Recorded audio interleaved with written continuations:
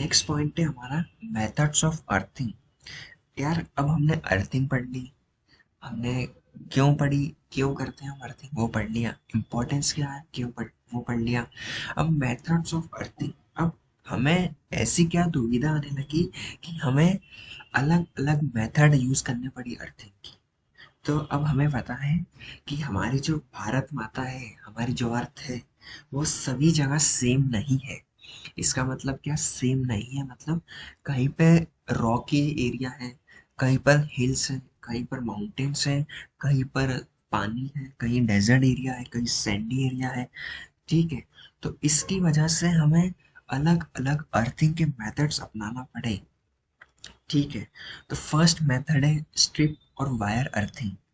ठीक है, अब यहाँ हमारे सिलेबस में चार तरह की अर्थिंग है।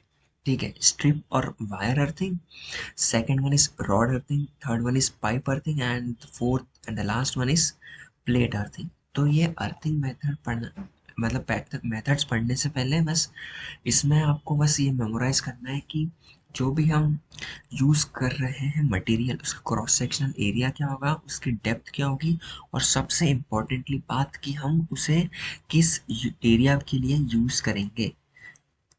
ठीक है, अब नाम है स्ट्रिप और वायर। स्ट्रिप तो पता है हमें, स्ट्रिप कैसी होती है। ठीक है, अब स्ट्रिप का क्रॉस सेक्शनल एरिया ये दिया है यहाँ, should be greater than 25 mm by 1.6 mm। अगर हम कॉपर का मटेरियल यूज़ कर रहे हैं तो, अगर हम गैल्वेनाइज्ड स्टील का यूज़ करेंगे तो हम ये इसका क्रॉस सेक्शनल एरिया होगा। वैसे ही राउंड कंडक्टर, अब ये तो स्ट्रिप कंडक्टर है, वायर क्या रहेगा, वायर तो राउंड ही रहेगा, ऑब्वियस सी बात है। वायर के लिए ये इसका कि इसका जो एरिया रहेगा वो 3 mm² से ज़्यादा रहना चाहिए अगर कॉपर है तो, और अगर गैल्वेनाइज्ड आयरन और स्टील है तो 6 mm²।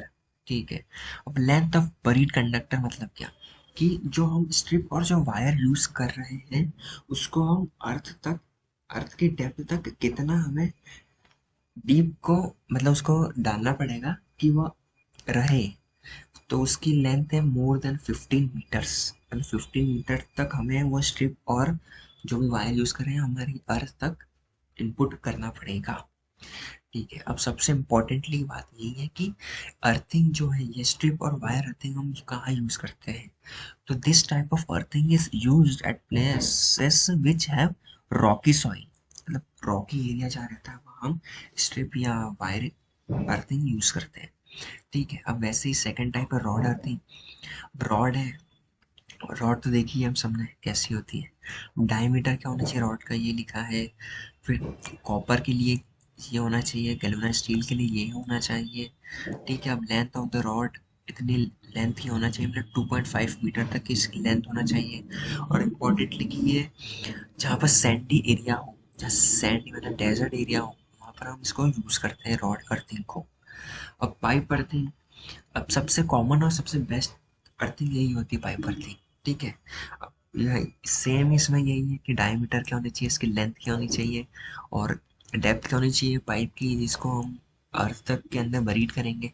ठीक है, अब इसमें यही है कि alternate layers of coke and salts are used to increase the effective area of earth and to decrease the earth resistance। अब सबसे इम्पोर्टेंटली वर्ड है इसमें रिस्पेक्टिवली। ठीक है, रिस्पेक्टिवली का मतलब ये होता है कि जो पहले लिखा, मतलब कोक हम इसलिए यूज करते हैं ताकि increase the effective area of the earth. ठीक है, और अपना सॉल्ट हम इसलिए यूज करते हैं, salt to decrease the earth resistance. ठीक है, ये याद रखना, इसमें कंफ्यूजन नहीं होना चाहिए कि कोक क्या करेगा सॉल्ट क्या करेगा। ठीक है, अब इम्पोर्टेंट नोट, अब पहले भी डिस्कस करा है कि जो इम्पोर्टेंट नोट रहता है उसको पढ़ना बहुत ही आवश्यक रहता है। ठीक है, अब यहाँ लिखा है कि हम पाइप अर्थिंग यूज करते हैं। ठीक है, अब लेकिन अब क्या रहता है कि समर टाइम में क्या रहता है, गर्मी बहुत होने के कारण जो सॉइल का जो मॉइस्चर रहता है वो कहीं ना कहीं कम हो जाता है, जिसकी वजह से अर्थ का जो रेजिस्टेंस बढ़ जाता है।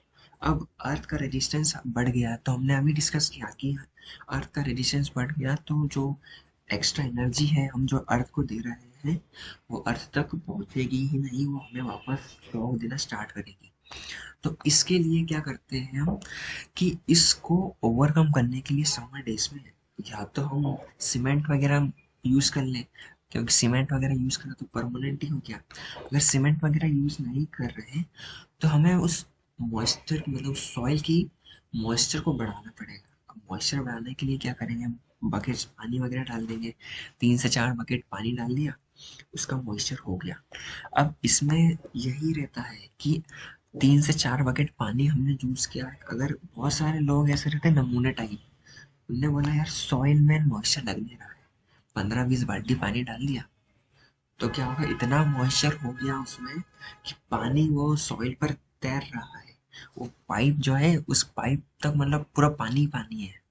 ठीक है, तो जाहिर सी बात है कि सॉइल की भी एक लिमिट होती है कि वो कितना मॉइस्चर एब्जॉर्ब करेगी, कितना वाटर कंटेंट एब्जॉर्ब करेगी। तो अब ऐसे नमूने का होता क्या है, ऐसा नमूना का होता कुछ नहीं, टाटा बाय बाय खत्म हो जाते हैं वो दुनिया से। कैसे, क्योंकि इतना पानी उन्होंने डाल दिया। अब इलेक्ट्रिसिटी और वाटर तो है बेस्ट फ्रेंड, होता है ना हमारी क्लास में, अगर अपना बेस्ट फ्रेंड हो तो पढ़ाई के अलावा सब कुछ होता है। तो वैसे ही इसलिए हमारे टीचर्स के हमें अलग अलग बेंचेस पे बैठा देती है। ठीक है, तो वैसे ही इलेक्ट्रिसिटी और वाटर भी बेस्ट फ्रेंड है। अगर वो दोनों मिल गए तो धमाका ही होगा। ठीक है, इसलिए बोलते हैं ना अपन कि पुलिस वालों से ना जाना दुश्मनी अच्छी है ना दोस्ती, वैसे ही इलेक्ट्रिसिटी के साथ भी वैसा ही फंडा है। ना ज्यादा अच्छा है ना ज्यादा बुरा है, जितना दूर रहोगे उतना अच्छा है, जितना पास जाओगे उतना बेकार है। ठीक है, तो ये तो हो गया अपना पाइप अर्थिंग। ठीक है, अब फोर्थ है और लास्ट है अपनी प्लेट अर्थिंग। इसमें भी सेम यही है कि डायमेंशंस ऑफ प्लेट क्या होने चाहिए कॉपर के केस में, डायमेंशंस ऑफ प्लेट क्या होना चाहिए गैल्वेनाइज्ड आयरन के केस में, और इसकी डेप्थ ऑफ बरिंग द प्लेट। ठीक है, तो बस ये समाप्त होता है हमारा अर्थिंग। ठीक है, तो इसमें बस आपको मेमोराइज करना है ये जो एरिया वगैरह है। ठीक है, अब ऐसा मत सोच लेना कि ये जो एरिया जो है वैल्यू दी है, जो न्यूमेरिकल वैल्यू वो एग्जैक्ट इतनी ही होना चाहिए। ठीक है, ये अलग अलग पैरामीटर्स पे भी डिपेंड करता है। कैसे, कि मान लीजिए कि पाइप अर्थिंग हमें करना है। ठीक है, अब पाइप अर्थिंग कर रहे हैं हम। ठीक है, सबसे कॉमन है और बेस्ट मानी जाती है ये।